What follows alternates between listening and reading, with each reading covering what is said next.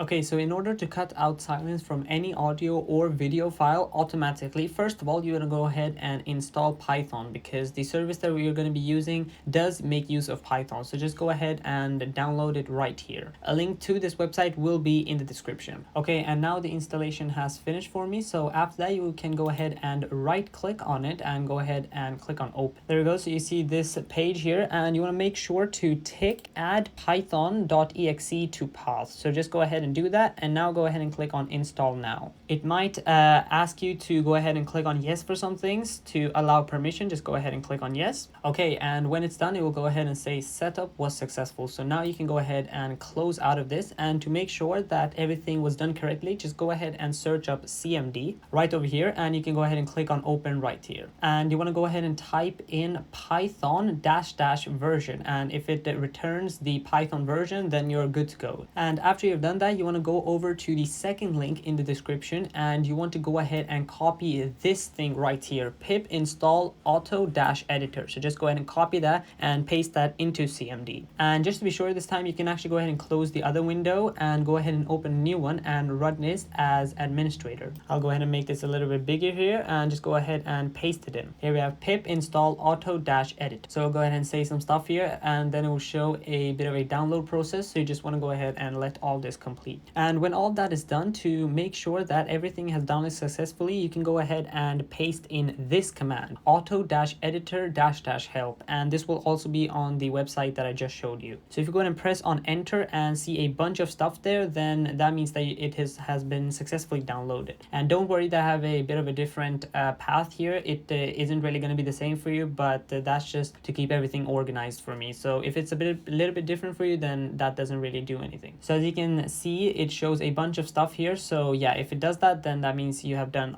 everything correctly. And after all that, you want to go over to the third link, which is going to be the last link that you're visiting, fortunately. So you want to go ahead and scroll down here all the way till you see exporting to editors, because this is what we want to do. There is an option to just cut out the video and spit out just an output of the cutted video, but we don't really want that because we want to be able to fine tune it in our video editor ourselves. So this is the command you want to copy right over here. You can go ahead and click on this button right here. Then you want to open a brand new CMD window here just by searching up CMD and clicking on open. And after that, you want to go over to your file explorer and go ahead and find the video right here. Then you want to just click on this path right over here, because then it will select all of this. You want to just go ahead and click on Control-C to go ahead and copy that. Now go over back to the terminal window and go ahead and click on CD and then a space, and then go ahead and paste that folder in. After clicking on enter, you will see that the CMD window has been located to just this path. And after that, you want to go ahead and paste in the thing that you found here. So for me, I've actually edited this a little bit. You want to keep the auto-editor there in the front, but here where it says example.mp4, you want to go ahead and change that to the actual name of the video. So for me, it was vid.mp4. After that, you can go ahead and click on -- export and then the video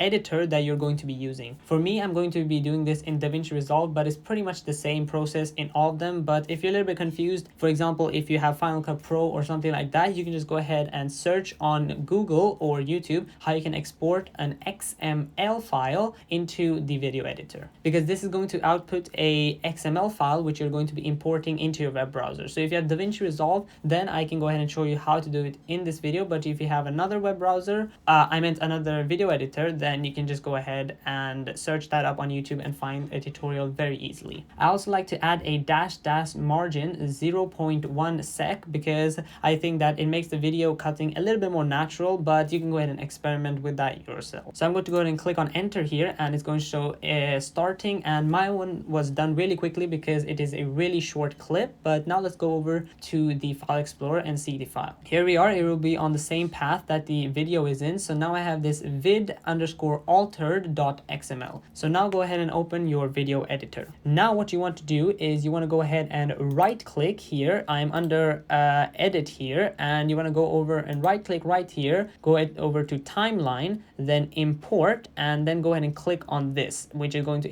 import the XML file. You can also click on Control-Shift-I. So now I have located my vid.altered here. I just want to go ahead and click on that and go ahead and click on open. Now it's going to ask you for for all of this, it will actually also ask you for the video editor. I usually change it to Resolve, but I don't really think that actually makes a difference. And then you want to go and click on OK. For me, I always get this error. It's supposed to just bring in the file for you into the video editor right away, but it doesn't really do that for me. So I'm going to go ahead and show you guys a fix for this too. So you want to go ahead and click on No if this pops up for you, and then you want to go ahead and close out of this. Now you'll see the edited file, but you won't actually see the video itself. So to go ahead and fix that, just go ahead and import the video that you have recorded. Then go ahead and right click on it and go ahead and find clip attributes. Then go over to time code, and you want to go ahead and simply change all of these to just 0. So it will just be 0, 0, 0 on all of them, and go ahead and click on OK. As you can see, that fixes it for me, and now I have an auto edited file. So I don't really know why DaVinci Resolve does that weird glitch for me. If it does that for you too, then you actually have a fix for this, which I showed. But if it doesn't, then I guess lucky for you. And after that, you can go ahead and edit this video, and it is actually a non-destructive edit. So you can actually go ahead and just change this, and then you can actually go ahead and expand these things, and it will actually know what's coming after there. So it's not only the cut files, but it is actually the whole file itself, and you can go ahead and alter it however you want. So yeah, that is how simple it is to auto edit your video.